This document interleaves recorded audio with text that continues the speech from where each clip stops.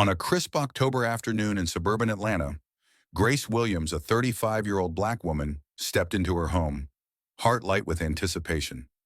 She'd returned early from a Chicago business trip, eager to surprise her husband, Liam. But as she opened their bedroom door, her world shattered. There, on their marital bed, were Liam and his stepmother, Marie, entangled in betrayal. "Grace, it's not what you think," Liam stammered, his face ashen. Grace's voice trembled with fury. "Both of you disgust me. How could you?" Marie's cold smirk hinted at deeper motives, cutting Grace like a blade. The sting of deceit promised a storm of revelations. What drove this betrayal? How will Grace face the truth? Subscribe to our channel for the latest gripping stories and share where you're listening from. Will Grace crumble or rise? Stay tuned to uncover her journey. The golden hues of a September sunset bathed the quiet streets of suburban Atlanta, casting a warm glow over the Williams two-story home. Inside, Grace Williams, a 35-year-old black woman with a radiant smile and eyes that sparkled with purpose, leaned against the kitchen counter, watching her husband Liam orchestrate chaos with a spatula. The sizzle of chicken on the stove mingled with the giggles of their children, Maya, 10, and Ethan, 7, who were sprawled on the living room floor, battling over a board game. "You're cheating, Ethan," Maya squealed, her braids bouncing. Liam turned, his sandy hair catching the light, and winked at Grace. "Think we should call a referee, babe?" he teased. Grace laughed, her heart swelling. This was her sanctuary, a life stitched with love over 12 years of marriage. As a marketing consultant, Grace built this world with Liam, a high school history teacher with a knack for making the mundane feel magical. They'd met at a college mixer, two kids from different worlds. Grace from a tight-knit black family in Decatur, Liam from a white middle-class suburb. Their love had defied whispers and sidelong glances, blossoming into a partnership that felt unbreakable. She cherished their evenings, Liam's off-key humming as he cooked, Maya's dramatic storytelling, Ethan's endless questions about stars. Tonight, as they sat around the oak dining table, Grace felt a quiet pride. "To us," she toasted with her glass of iced tea, her gaze locking with Liam's. His smile was soft, but there was a flicker in his eyes, something distant, like a cloud passing over the sun. She brushed it off. Liam was just tired, she told herself. Their home was a tapestry of memories, photos of beach vacations, Maya's finger-painted art, and Ethan's soccer trophies. Grace thrived in its warmth, balancing her demanding career with family life. She just landed a major client at work, a milestone she celebrated with Liam over late-night wine. "You're unstoppable," he'd said, kissing her forehead. But there were moments when Liam seemed elsewhere, his laughter a beat too slow, his touch a shade too brief. Grace chalked it up to stress. Budget meetings at school, maybe. She didn't dwell. Trust was the bedrock of their marriage, and Liam had never given her reason to doubt him. Across town, Marie, Liam's stepmother, was a pillar in Grace's life. A poised woman in her late 50s, Marie had welcomed Grace into the family with open arms when she married Liam. Over coffee dates and holiday dinners, Grace confided in her, sharing dreams and fears. Marie's advice was always measured, her smile reassuring. "You're doing so well, Grace," she'd say, her tone warm, but sometimes tinged with something Grace couldn't place, like pity. Once, at a family barbecue, Marie had remarked, "You're so lucky to have Liam. Not everyone would have crossed that bridge." The words, cloaked in kindness, pricked at Grace. Was it about her race? She pushed the thought away. Marie was family, not a critic. Liam's family, though, wasn't always as embracing. His father, Tom, a gruff retiree, and his older brother, Nate, often probed Grace with questions that felt like barbs. "How's it working, mixing cultures like that?" Nate had asked once, his tone more curious than cruel. Grace smiled through it, deflecting with humor, but the questions lingered. At a recent family dinner, Tom had mused about keeping traditions alive, glancing at Maya and Ethan. Grace felt a chill but said nothing, not wanting to stir tension. She loved Liam, and for him she navigated these microaggressions with grace, believing love could bridge any divide. The neighborhood, too, had its undercurrents. At block parties, Grace noticed the occasional raised eyebrow when she and Liam held hands, a reminder that their mixed family stood out. She ignored it, focusing on her kids' laughter and Liam's steady presence. Their church, a vibrant community hub, was her refuge, where she sang in the choir and felt truly seen. Yet even there, she sensed whispers, as if her happiness with Liam was a puzzle to some. As September faded, Grace prepared for a business trip to Chicago, her suitcase packed with confidence. She kissed Liam, Maya, and Ethan goodbye, her heart full. "Hold down the fort," she teased Liam, who grinned and saluted. Standing in the doorway, she memorized their faces, unaware that this moment was the calm before a tempest. The life she'd built, so solid in its joy, was a house of cards, and the faintest breeze, a secret hidden in plain sight, would soon bring it crashing down. The morning after Grace's world imploded, the house felt like a stranger's. The air was thick with silence, broken only by the faint hum of the refrigerator. Grace sat at the kitchen table, her fingers tracing the rim of a cold coffee mug, her eyes red from a sleepless night. The image of Liam and Marie tangled in her bed burned behind her eyelids, each memory a fresh cut. She'd screamed them out of the house, her voice raw with fury. "Both of you disgust me."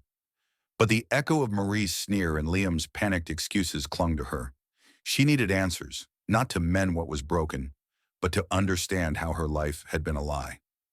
Liam arrived first just after dawn. He stood in the living room, hands shoved in his pockets, his usual confidence replaced by a nervous twitch. Grace didn't offer him a seat. "Talk," she said, her voice a blade, sharp and unyielding. She stood across from him, arms crossed, her body a fortress against the man she'd loved for 12 years. Liam's gaze darted to the floor, as if the truth was too heavy to meet her eyes. "It started a few months after our wedding," he began, his words halting. "You were working late, building your career. I felt left behind.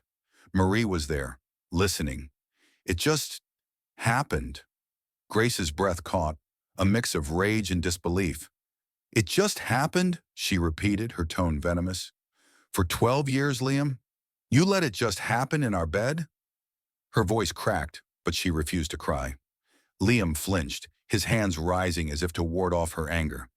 "It wasn't about love," he said, almost pleading. "It was comfort.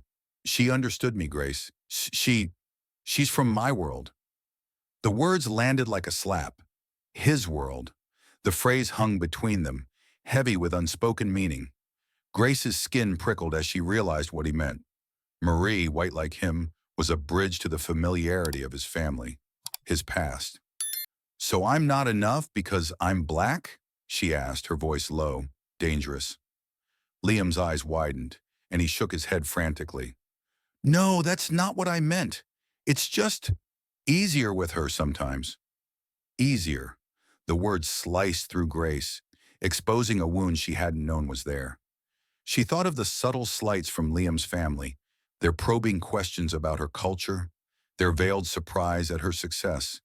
Had Liam carried those biases too, buried deep? "You're a coward," she spat, her fists clenching. "You betrayed me, our kids, our vows, because it was easier?" Liam's shoulders slumped, but he offered no defense, only a weak, "I'm sorry, Grace. I never meant to hurt you." The apology was hollow, a pebble tossed into the chasm of her pain. She turned away, unable to look at him, her mind racing with questions. How many times? Where? Why? But one truth was clear. The man she'd trusted had built a secret life, and she'd been blind to it. The confrontation with Marie came later, in a quiet cafe where the clink of cups felt jarringly normal against the storm in Grace's heart. Marie sat across from her, poised as ever, her gray eyes cold and unapologetic. Grace had once found comfort in those eyes, mistaking their sharpness for wisdom. Now they were a predator's gaze sizing her up. "Why?" Grace asked, her voice steady, despite the tremor in her chest. She didn't want tears or theatrics, just the truth, raw and unfiltered. Marie leaned back, her lips curling into a faint, almost pitying smile. "I've loved Liam since he was a boy," she said, her tone matter-of-fact, as if confessing to borrowing a book. When he grew up, I saw my chance. He needed me, Grace. Someone who fits his world. Someone like me. The racial undertone was unmistakable, a dagger wrapped in velvet. Grace's pulse pounded in her ears. You mean someone white, she said, her words cutting through the cafe's hum. Marie didn't blink, her smile tightening. You're a smart woman, Grace. You know how it is. Liam's family, his roots, they're not like yours. I gave him what he couldn't find with you. The audacity of it stole Grace's breath. Marie wasn't just admitting to an affair. She was claiming superiority, using Grace's blackness as a wedge to justify her betrayal. Grace leaned forward, her voice a low growl. You're delusional if you think you're better than me. You're a liar who preyed on my husband, my family. Marie's composure faltered, a flicker of unease crossing her face, but she quickly masked it. I don't regret it, she said coolly. Liam chose me because I understand him. You'll never know what that's like. Grace's hands trembled, not with fear, but with a fury so fierce it felt holy. She wanted to scream, to upend the table, to shatter Marie's smugness, but she held herself together, her dignity a shield. You're wrong, she said, each word deliberate. I know exactly who Liam is now, a weak man who let you poison our life. And you're nothing but a thief. She stood, her chair scraping against the floor, and walked out, leaving Marie's icy stare behind. The truth was a weight, crushing yet clarifying. Marie's prejudice wasn't just personal. It was a reflection of the same biases Grace had navigated in Liam's family, in their community. The realization stung, but it also sharpened her resolve. Back home, Grace stood in the living room, surrounded by the ghosts of happier days. The family photos on the mantel, smiling faces from beach trips, birthdays, felt like relics of a lie. She picked up her wedding picture, her thumb brushing over Liam's grin. How had she missed the cracks? The late nights he'd blamed on grading papers, the way he'd linger at his parents' house, where Marie was always present, and the comments, Marie's "you're so lucky" remarks, the family's probing about her different background. Had they been clues, disguised as kindness? Grace's chest tightened, not just with betrayal, but with the dawning awareness of her own blindness. She'd trusted too much, loved too deeply, and now she was paying the price. The pain was a living thing, clawing at her insides, but Grace refused to let it consume her. She thought of Maya and Ethan, asleep upstairs, innocent in this wreckage. They deserved a mother who wouldn't break, who'd fight for them. She set the photo down, her hands steady now. Liam and Marie had torn her world apart, their betrayal laced with a prejudice that cut deeper than infidelity. But Grace was no victim. She was a woman forged in resilience, raised by a family that had faced worse and thrived. The truth hurt, but it also freed her to see clearly. Whatever came next, she would face it head on, not for Liam or Marie, but for herself and her children. The weight of betrayal pressed against Grace's chest like a stone, but by the seventh dawn since catching Liam and Marie in her bed, she knew silence was no longer an option. The truth, jagged and raw, demanded to be spoken. Grace had spent days wrestling with the pain, Liam's confession of a 12-year affair, Marie's cold admission laced with racial disdain. Each word they'd uttered had carved deeper wounds, but Grace refused to let their deceit fester in the shadows. She was done carrying their shame. Today she would lay it bare, no matter the cost. The first step was the hardest. Grace stood in the living room of Liam's father, Tom, her hands clasped to steady their tremble. Tom, a man of few words, sat in his worn armchair, his face etched with the weariness of age. Grace took a breath, her voice steady but heavy. Tom, I need to tell you something about Liam and Marie.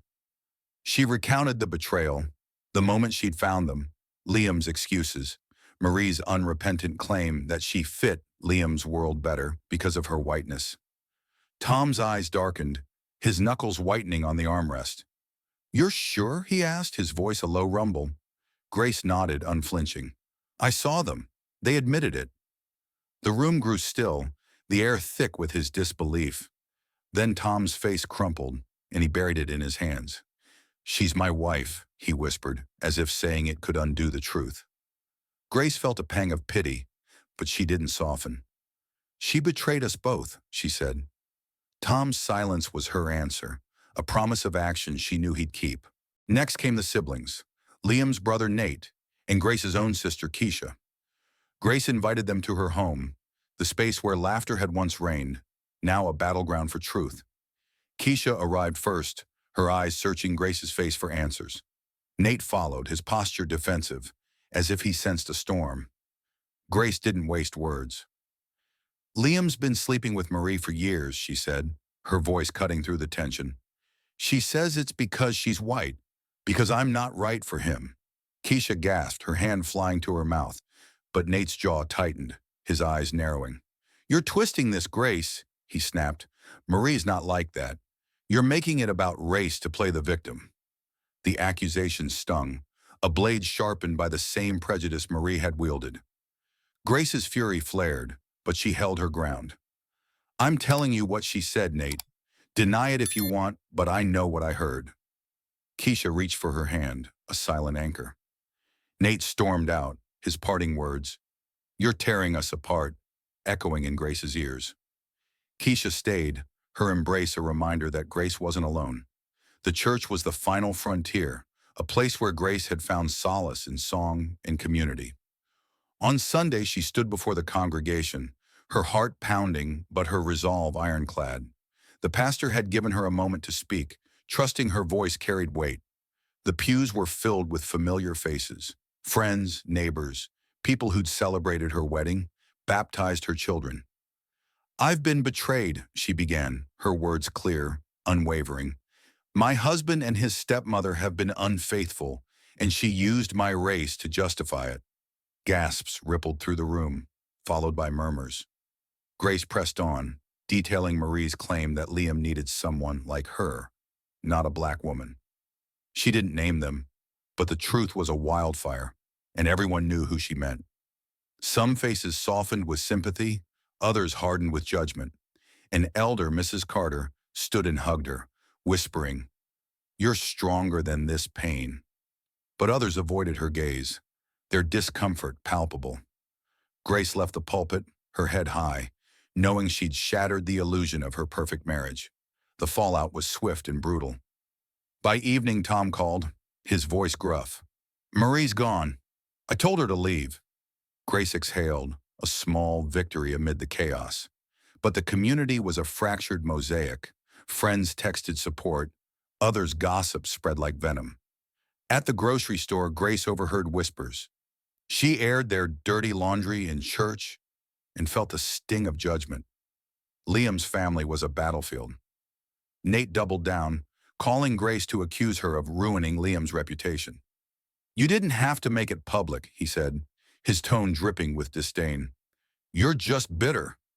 Grace's voice was steel. "Bitter? Your brother and stepmother betrayed me, and you're defending them. That's your shame, not mine." She hung up, her hands shaking but her spirit unbowed. Liam's reaction was the hardest to bear. He showed up at the house, eyes bloodshot, begging for a chance to explain. "I ended it with her, Grace," he said, his voice cracking. "I was weak, but I love you. Don't destroy us." Grace's laugh was bitter, a sound she barely recognized. "You destroyed us, Liam. You and Marie with your lies and her hatred. You think I'm the one tearing this apart?" She pointed to the door, her voice steady. "Get out. You don't get to beg now." Liam left, his shoulders hunched, but Grace felt no relief. His pleas were a mirror, reflecting the years she'd poured into a man who'd chosen betrayal over her. The community's response was a mixed tide. Some rallied around Grace. Keisha organized a girls' night, her friends from church dropped off casseroles. But others, swayed by whispers or discomfort with her public stance, distanced themselves. A neighbor, once friendly, crossed the street to avoid her. At church, a deacon suggested she forgive quietly to keep the peace. Grace's response was calm but firm. "I won't hide their sin to make you comfortable. The truth matters." Her defiance cost her alliances, but it forged something new, a fire within her, fueled by the refusal to be silenced. The racial undercurrent of Marie's betrayal sharpened the pain. Grace replayed Marie's words. someone like me, and saw them reflected in Nate's accusations, in the deacon's plea for silence. She wasn't just a betrayed wife. She was a black woman whose worth had been questioned, her identity weaponized. It wasn't new.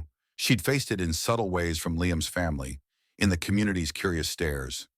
But now it was a wound laid bare, and Grace refused to let it fester. She thought of Maya and Ethan, their innocent faces, and vowed they'd grow up knowing their mother stood tall, no matter who tried to diminish her. As the week ended, Grace stood in her kitchen, the same table where she'd once toasted to love now, a witness to her resolve. She'd exposed the truth, and the world had shifted, some for her, some against. The cost was high, friendships strained, Liam's family fractured, her heart bruised. But Grace felt a spark of liberation. She wasn't hiding, wasn't shrinking. The truth was her sword, and she'd wielded it. Liam and Marie's betrayal, steeped in prejudice, had tried to break her, but Grace was forging something stronger in its place. She wasn't done fighting, not for herself, not for her children, not for the woman she was becoming. 2 months had passed since Grace ripped the veil off Liam in Marie's betrayal, and the aftermath was a battlefield of whispers and wounds. The truth she'd unleashed had fractured her world. Some stood by her, others turned away, but Grace's focus now was her children, Maya and Ethan. They were her anchor, her reason to rise each morning despite the ache in her chest. The public fallout had been brutal, but the private war to shield her kids from its venom and face the onslaught of challenges, legal, social, and personal, was where Grace's true fight lay. She would not let Liam's cowardice or Marie's prejudice steal their light. The first challenge was explaining the unexplainable to Maya and Ethan. Grace chose a quiet Saturday morning, sitting them down on the living room couch, their small hands clasped in hers. Maya's sharp eyes, so like her own, searched Grace's face, while Ethan fidgeted, sensing something heavy. "Your dad and I, we're not going to live together anymore," Grace began, her voice soft but steady. "Sometimes grown-ups make mistakes that hurt each other, and I need to keep our family safe." Maya's brow furrowed. "What did Dad do?" she asked, her voice small but piercing. Grace hesitated, the truth too raw for a 10-year-old. "He broke a promise," she said, choosing honesty over evasion. "But he loves you both, and I'll always be here for you." Ethan's lip quivered. "Is it because of me?" Grace's heart cracked, and she pulled him close. "No, baby, never. This is about grown-up choices, not you." She held them, her embrace a fortress against the chaos. But Maya's silence worried her. That night, Grace overheard Maya crying in her room, and the sound was a knife to her soul. Protecting their emotional world meant seeking help. Grace enrolled Maya and Ethan in counseling, finding a therapist who specialized in children navigating family upheaval. The first session was a leap of faith. Grace sat in the waiting room, her fingers twisting, praying the therapist could help her kids process what she could barely comprehend herself. When Maya emerged, her eyes were red, but her chin lifted, a spark of her mother's resilience. "She said it's okay to be mad," Maya told Grace, clutching a drawing of a stormy sea. Ethan, clutching a stuffed bear, added, "I told her I missed Dad." Grace nodded, swallowing the lump in her throat. "It's okay to miss him," she said, meaning it, though the words tasted bitter. She vowed to nurture their healing, even if it meant navigating her own pain alone. The legal front was a different beast. Grace had hired a sharp attorney, Vanessa, a black woman whose no-nonsense demeanor matched her own.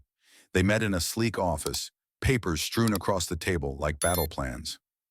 "You've got a strong case," Vanessa said, her pen tapping. "The house is in your name, and Georgia's laws favor you keeping primary custody, given Liam's indiscretions." But Liam wasn't conceding easily. He'd hired his lawyer, contesting the division of assets and accusing Grace of exaggerating the affair to sway the court. In a heated mediation session, his attorney insinuated Grace was using race to gain sympathy, echoing Marie's venom. Grace's blood boiled, but she kept her voice calm. "My husband slept with his stepmother for 12 years, she said, her gaze locked on Liam. "That's not exaggeration. It's fact." Liam looked away, his jaw tight, but Grace saw the guilt in his eyes.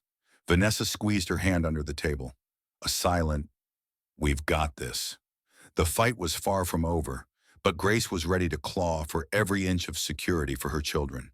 The social fallout was a relentless tide. Liam's family, led by Nate, waged a quiet war of whispers. Nate called Grace one evening, his voice dripping with scorn. "You didn't have to drag Grace into this," he said. "You're making it harder for everyone." Grace's grip on the phone tightened. "Your stepmother said I wasn't good enough because I'm black, Nate. That's not me dragging race. That's her truth." She hung up, her heart racing. But the call was a reminder of the prejudice woven into her pain. At church, the divide grew starker. Some members, like Mrs. Carter, brought her homemade pies and prayers, but others, swayed by gossip, gave her the cold shoulder. A deacon pulled her aside after service, his tone patronizing. "Forgiveness is the Christian way, Grace. Don't let bitterness define you." Grace's smile was tight. "I'm not bitter. I'm honest, and I won't apologize for that." The rejection hurt, but it fueled her defiance. She wasn't here to make others comfortable at her expense. The racial undertones of the betrayal seeped into her children's lives, a wound Grace hadn't anticipated. At school, Maya came home one day, her eyes downcast. "Tommy said our family's weird because you and Dad aren't the same," she mumbled. Grace's stomach twisted. Tommy's words were a child's echo of adult biases. She knelt before Maya, lifting her chin. "Our family is beautiful because of who we are," she said. "Don't let anyone make you feel less." She contacted the school, demanding a meeting with Tommy's parents, and though they apologized, the incident was a reminder that her children weren't immune to the world's prejudices. Grace doubled down, reading books with Maya and Ethan about black heroes, filling their home with affirmations of their worth. She wouldn't let Marie's venom or society's whispers dim their pride. Grace's healing was a jagged path. Nights were the hardest when the house was quiet, and memories of Liam's laughter haunted her. She started therapy, sitting across from a counselor who listened without judgment. "You're carrying a lot," the therapist said, her voice gentle. "Betrayal, racism, motherhood. Give yourself grace." The words unlocked something in Grace, and she wept, releasing the rage she'd bottled up. She found solace in a community group for black women, where she shared her story over coffee and tears. "They tried to make me feel small," she told the group, her voice steadying. "But I'm not shrinking." The women nodded, their stories of resilience a lifeline. Grace began journaling, pouring her pain onto pages that became a map of her survival. The challenges were relentless. Liam's legal maneuvers, the community's judgment, the weight of raising Maya and Ethan alone. But Grace faced them with a fire forged in betrayal. She taught Maya to braid her hair with confidence, coached Ethan's soccer games with fierce pride, and met every court date with unyielding resolve. The whispers didn't stop, but they grew fainter against her strength. She thought of her mother, a woman who'd faced discrimination and still shone, and drew courage from her legacy. Grace wasn't just protecting her children, she was teaching them to stand tall, to know their worth in a world that might try to diminish it. As the second month closed, Grace stood in her kitchen, watching Maya and Ethan draw at the table. Their laughter was a balm, a reminder of why she fought. The road ahead was uncertain, legal battles loomed, and the scars of betrayal lingered. But Grace was no longer the woman who trusted blindly. She was a mother, a warrior, carving a path through the rubble of her old life. Liam and Marie had tried to break her, but they'd only revealed her strength. For her children, for herself, she would keep fighting, one determined step at a time. 6 months had passed since Grace tore open the wound of Liam and Marie's betrayal, and in that time she had walked through fire. The scars of their deceit, laced with Marie's racial venom and Liam's cowardice, remained. But Grace had emerged from the ashes, not as the broken wife who'd caught them in her bed, but as a woman forged anew. Her heart still ached, but it beat with purpose, driven by love for Maya and Ethan, and a fierce determination to reclaim her life. This was her rebirth, a testament to resilience in the face of pain and prejudice. The divorce was finalized on a gray morning, the courtroom a quiet arena where Grace's strength prevailed. Her attorney, Vanessa, had fought relentlessly, securing the house, primary custody of the children, and a fair share of assets despite Liam's attempts to muddy the waters with accusations. Grace sat tall as the judge's gavel fell, her eyes fixed ahead, refusing to meet Liam's pleading gaze. He'd tried one last time to sway her, whispering, "We could still fix this," as they left the courtroom. Grace's response was ice. "You fixed nothing when you chose her. I'm done." She walked away, the weight of the marriage lifting, replaced by a fragile but growing freedom.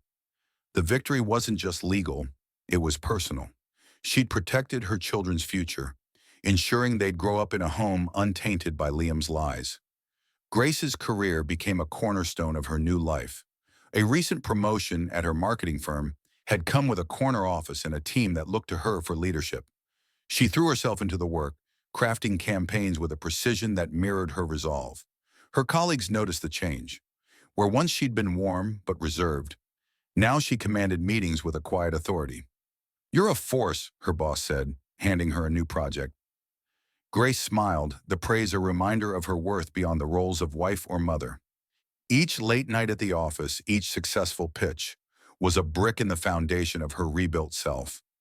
She wasn't just surviving, she was thriving, proving to herself and the world that no betrayal could dim her light. Maya and Ethan were her heart's compass, guiding her through the storm. Counseling had helped them navigate the divorce, and Grace saw their resilience blossom. Maya, once withdrawn, now laughed freely, her sketches filling with vibrant colors. Ethan's questions about his father grew less frequent, replaced by excitement over soccer games where Grace cheered loudest. She sat them down one evening, her voice gentle but firm. "You can love your dad," she said, "but you don't have to carry his mistakes." Maya nodded, her eyes wise beyond her years. "I like it better with just us," she said, hugging Grace. Ethan echoed, "You're the best, Mom." Their words were a balm, healing wounds Grace hadn't realized still bled. She set boundaries with Liam's visits, ensuring Marie was nowhere near her children, a line drawn in the sand to protect their peace.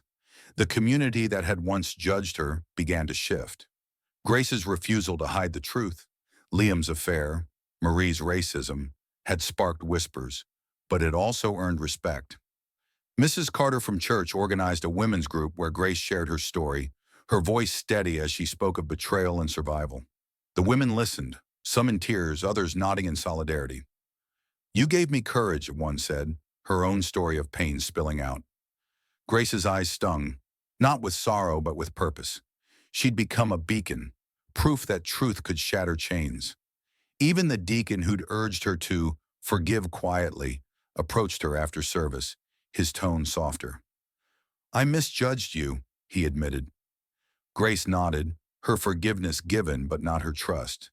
She'd earned her place, not by pleasing others, but by standing unapologetically in her truth. Her blog, launched on a whim, became a lifeline to the world. Grace poured her heart into posts about betrayal, racism, and rebuilding, her words raw and unflinching. The first entry, titled "The Day My World Broke," went viral, shared by strangers who called her brave. Comments flooded in, especially from Black women. "You're telling my story," one wrote. "Keep shining," said another. Grace read each message, her chest swelling with connection. The blog wasn't just catharsis, it was a mission, a way to turn her pain into power. She stayed up late, typing under the glow of her laptop, weaving stories of resilience that reached thousands. The platform gave her a voice, one that echoed beyond the confines of her old life, reminding her she was never alone. Racial prejudice, the undercurrent of Marie's betrayal, remained a challenge Grace faced head-on. At a school event, a parent's offhand comment about mixed families stung, but Grace confronted it, her voice calm but firm. "My children are perfect as they are," she said, shutting down the conversation. She joined a community group for Black mothers, where she found sisterhood in shared struggles. Over potlucks and laughter, they discussed navigating bias, raising proud children, and healing from wounds like hers. "You're a warrior," one woman said, raising a glass. Grace smiled, the word fitting like armor. She spoke at a local event, sharing how Marie's racism had fueled her betrayal, and the crowd's applause was a roar of validation. Each step forward was a defiance of the forces that had tried to diminish her. Grace's healing was a quiet revolution. Therapy had become a sanctuary where she unraveled the layers of hurt. Liam's lies, Marie's venom, the community's judgment. "You're not just surviving," her therapist said. "You're rewriting your story." Grace took it to heart, finding joy in small moments, teaching Maya to bake, cheering Ethan's goals, singing in the church choir with a voice that soared. Her faith, once shaken, grew roots in gratitude for her children, her strength, and her second chance. She forgave herself for trusting too deeply, a gift she hadn't known she needed. Nights no longer haunted her with memories of Liam. They were hers, filled with dreams of what she could become. The community group became a catalyst for change. Grace organized workshops, inviting women to share stories of overcoming prejudice and pain. Her presence, confident, unbowed, inspired others to speak. A young mother thanked her, tears in her eyes. "I left my abusive ex because of you," she said. Grace hugged her, feeling the weight of her impact. She wasn't just rebuilding her life, she was lighting a path for others. The blog, the workshops, the moments with her children, they wove a tapestry of purpose, each thread a testament to her rebirth. As the 6th month drew to a close, Grace stood in her backyard, watching Maya and Ethan chase fireflies under a starlit sky. Their laughter was a melody, a reminder of the life she'd fought for. The pain of betrayal lingered, a faint scar, but it no longer defined her. Liam and Marie had tried to break her, using her race as a weapon, but they'd only forged her stronger. Grace was a mother, a leader, a voice for the silenced. She looked at the stars, her heart full. This was her redemption, not a return to who she'd been, but a leap into who she was meant to be, a woman unbroken, reborn, and free. What a journey Grace has taken, from heartbreak to triumph, defying betrayal and prejudice to reclaim her strength. We hope her story moved you as much as it did us. What do you think about Grace's courage? How would you face such a storm? Drop your thoughts in the comments. We'd love to hear your reflections. A huge thank you for joining us on this emotional ride. Your support keeps these stories alive, so don't forget to subscribe and hit that notification bell for more tales of resilience. Until next time, keep shining, and we'll see you soon with another unforgettable story.